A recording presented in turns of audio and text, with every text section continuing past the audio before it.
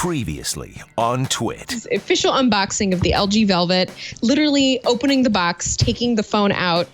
That's what it's called. Come it's on. kind of a weird name. This is ASMR for people who like to struggle with boxes. For those of you listening on the audio, Flo is wrestling with a cardboard box.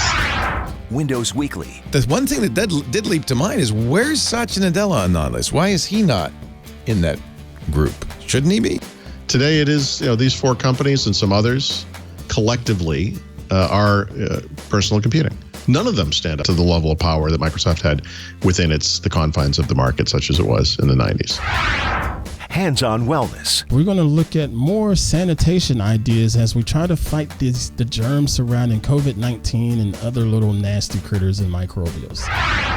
This week in Enterprise Tech. Today we have Andy Purdy, Chief Security Officer for Huawei Technology USA. We are absolutely all in with the idea of independent testing of products. Let's drill down and get experts to come in to the facilities of us and our competitors to analyze what we are doing and how we're doing it to make sure that our people are doing the right thing. TWiT, still essential.